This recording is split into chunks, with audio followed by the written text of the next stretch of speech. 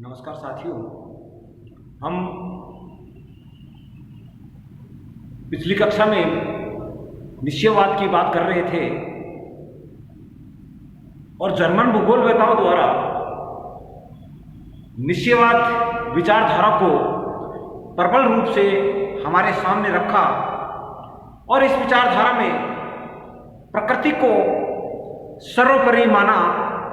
और समय के साथ साथ जब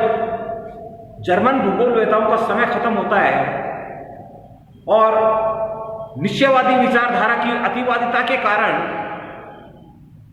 इस विचारधारा की आलोचना होने लगी और समय के साथ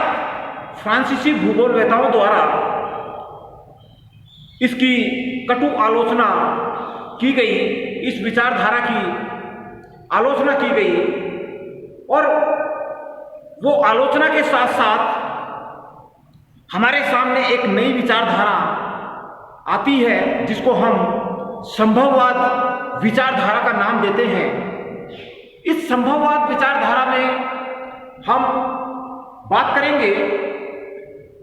फ्रांसीसी भूगोलवेताओं की और अन्य भूगोलवेताओं की। इनमें मुख्य जो रोल होता है, भूमिका है संभववाद विचारधारा में, वो फ्रांसीसी भूगोलवेताओं की अधिक रही, क्योंकि फ्रांसीसी भूगोलवेताओं ने मानव भूगोल के संबंध में अपने विश्वविद्यालयों में मानव भूगोल से संबंधित अध्ययन पर ज़्यादा जोर इन भूगोलवेताओं ने दिया और फलस्वरूप हमारे सामने एक नई विचारधारा आई जिसको हमने संभववाद विचारधारा का नाम दिया। इस विचारधारा में हम पढ़ेंगे कि किस तरह से प्रकृति हमें संभावना देती है और उन संभावना को हम कैसे उपयोग में लाते हैं, कैसे हम पर्यावरण को परिवर्तित करके अपने अनुकूल उनको बनाते हैं। तो इस संबंध में हम बता सकते हैं, हम कह सकते हैं कि मानव अपनी बुद्धि तथा कार्य कुशलता के आधार पर पर्यावरण को प्रभावित करता है। यानी जैसे जैसे समय के साथ प्रौद्योगिकी का विकास होता है, टेक्नोलॉजी का विकास होता है, मानव के क्रियाकलापों के आधार पर हम 20वीं सदी के आरंभ में निश्चयवाद विचारधारा को नकार देते हैं और हमारे सामने एक नई विचारधारा आती है जिसको हम संभववाद विचारधारा के नाम से जानते हैं। इस संबंध में पीटर हेगेट आधुनिक भूगोल में अपना महत्वपूर्ण योगदान देते हैं और इनके अनुसार, पीटर हेगेट के अनुसार, भौगोलिक स्थिति के होते हुए भी संभववाद मनुष्य के व्यवहार को, यानी संभववाद मनुष्य के व्यवहार के वैकल्पिक प्रारूप का चयन करने में स्वतंत्रता देता है। यानी वैकल्पिक प्रारूप यानी इच्छा के अनुसार जो मनुष्य को अच्छा लगता है उसको चयन करने में वो स्वतंत्र होता है। और इसी संदर्भ में हम ब्लास का नाम लेते हैं जिसको हम संभववाद विचारधारा का जनक भी मानते हैं। और ब्लास ने मानव भूगोल के क्षेत्र में महत्वपूर्ण कार्य किए और विभिन्न फ्रांसीसी विश्वविद्यालयों में मानव से संबंधित अध्ययन केंद्र स्थापित हुए और इसी संदर्भ में ब्लास का योगदान महत्वपूर्ण मानते हैं, क्योंकि भूगोल को, मानव भूगोल को एक सुदृढ़ ऐतिहासिक पृष्ठभूमि प्रदान करने में ब्लास का योगदान महत्वपूर्ण मानते हैं। और इसी के साथ मानव भूगोल को एक अलग विज्ञान के रूप में हमें देने का कार्य प्रोफेसर ब्लॉस करते हैं। उन्होंने अपनी पुस्तक प्रिंसिपल ऑफ ह्यूमन ज्योग्राफी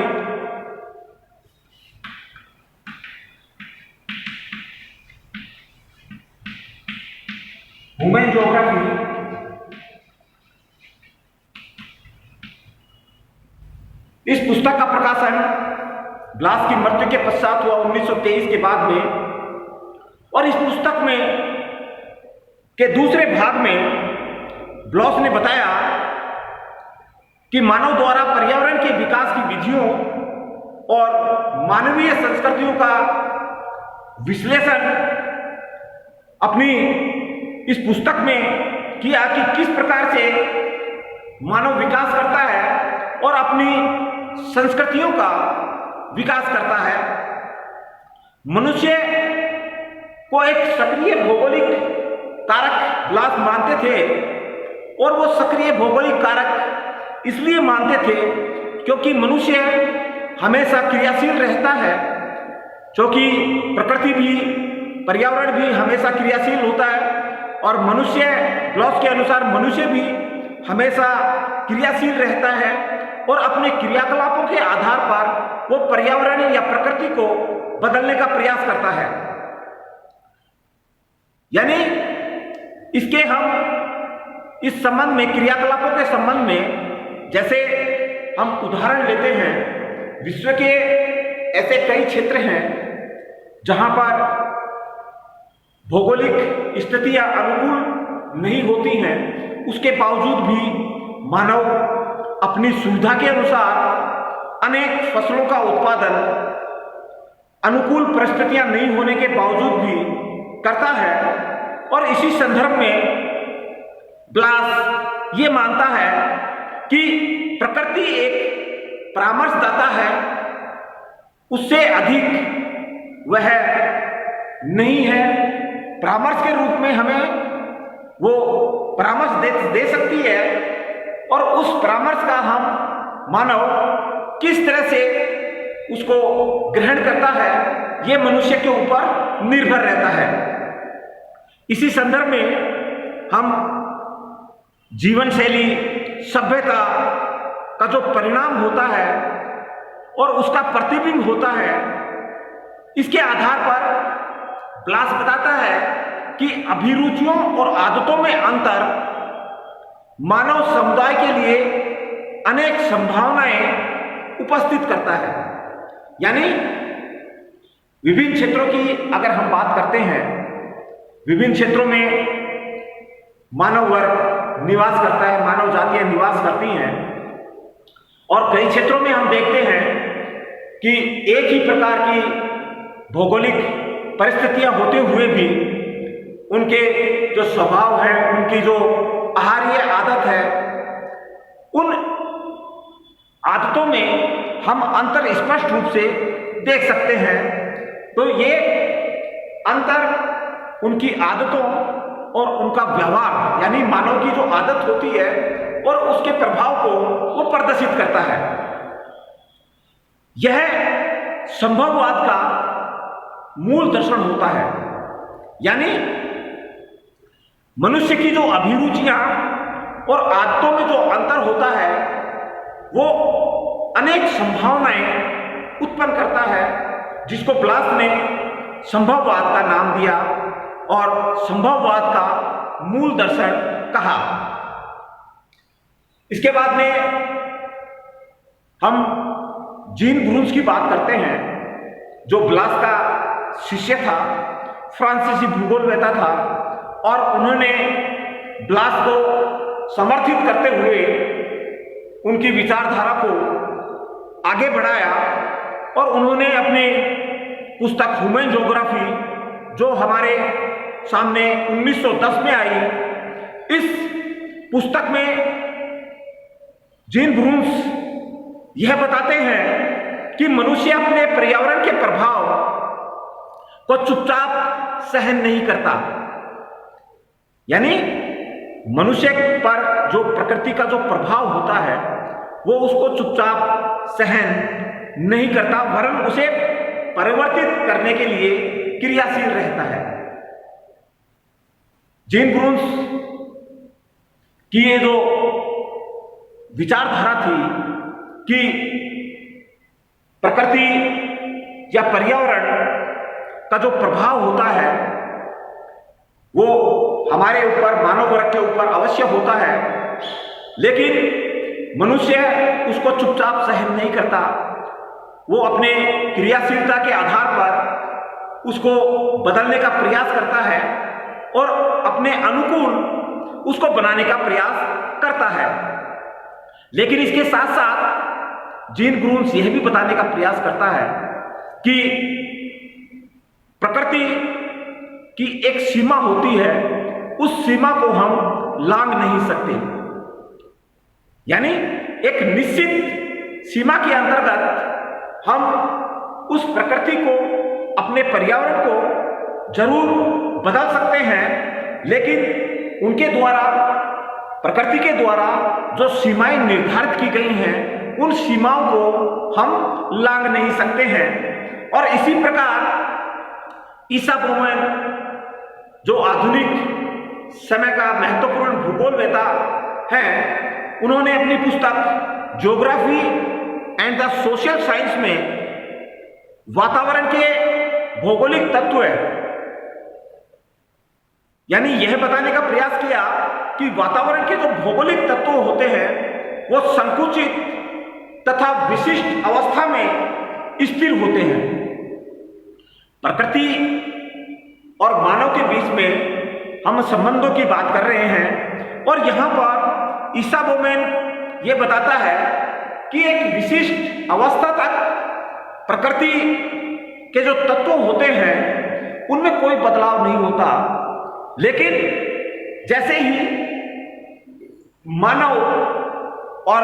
प्रकृति के बीच, पर्यावरण के बीच संपर्क होता है, वह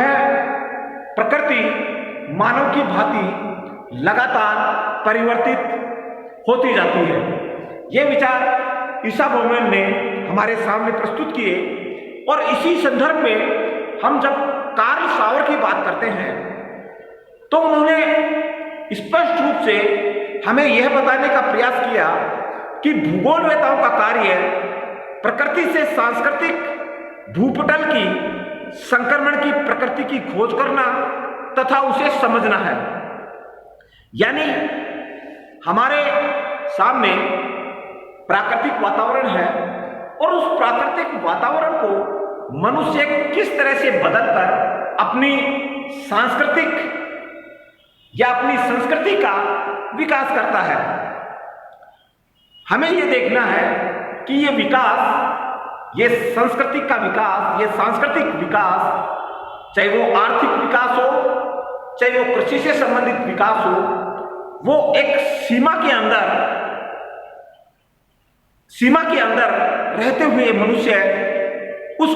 कार्य को करता है और उस संक्रमण को मनुष्य द्वारा पहचानना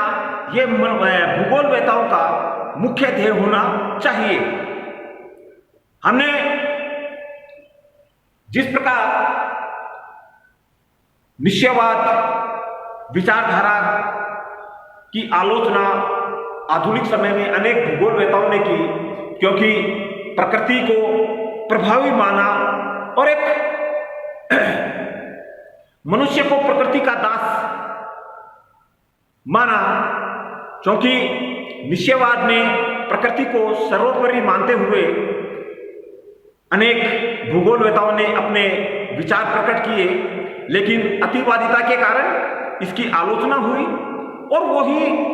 आलोचना संभववाद विचारधारा की हुई, क्योंकि प्रकृति पर मनुष्य की जो विजय है उसको भूगोलवेताओं ने बढ़ा चढ़ाकर हमारे सामने प्रस्तुत किया। लेकिन आज भी हम ये देख पाते हैं, अगर विश्व पर दृष्टिपात करते हैं तो कुछ क्षेत्र ऐसे हैं जहां मनुष्य निवास नहीं करता है और इसका कारण वहां की भौगोलिक जो स्थितियां हैं, भौगोलिक जो परिस्थितियां हैं, वो मनुष्य के रहने के अनुकूल नहीं है, कृषि के अनुकूल नहीं है। तो कुछ क्षेत्र जैसे टुंड्रा प्रदेश है, ध्रुवीय क्षेत्र है, चाहे वो उत्तरी ध्रुव हो चाहे वो दक्षिण ध्रुव हो, रेगिस्तानी क्षेत्र की बात करते हैं हम, पहाड़ी क्षेत्रों की, पर्वतीय क्षेत्रों की, जो ऊंचे ऊंचे पर्वत है वहां की बात करते हैं, सघन वनस्पति वाले जो क्षेत्र हैं वहां की बात करते हैं। मानव का बसाव आज भी वहां न के बराबर और कुछ क्षेत्रों में सीमित देखने को मिलता है। तो इस प्रकार हम देखते हैं कुछ एक स्थानों पर प्रतिकूल परिस्थितियां होती हुई भी मानव वहां कुछ मात्रा में प्रकृति को बदलता है और अपने अनुकूल बनाने का प्रयास करता है। तो इस प्रकार समय के साथ संभववाद विचारधारा को बढ़ा चढ़ाकर हमारे सामने पेश किया, और क्योंकि हम मानते हैं कि मनुष्य लगातार भौतिकतावाद की ओर बढ़ता जा रहा है और इसके कारण से एक संतुलित जो विकास है वो हम नहीं कर पा रहे हैं। हम अपने भौतिकतावाद के आधार पर प्रकृति को, पर्यावरण को काफी बदला है और उसके परिणाम हम भुगत रहे हैं और आने वाले वर्षों में उसको हमारी पीढ़ियां भुगतेंगी। और इसी विचारधारा को समय के साथ भूगोलवेताओं ने नकारा और एक नई परिभाषा, एक नई विचारधारा मनुष्य और मानव के बीच जो संबंध है उनसे संबंधित आई, और इस विचारधारा को नाम दिया गया नवनिश्चयवाद या रुको और जाओ सिद्धांत, जिसकी चर्चा हम अगले कक्षा में करेंगे। Thank you.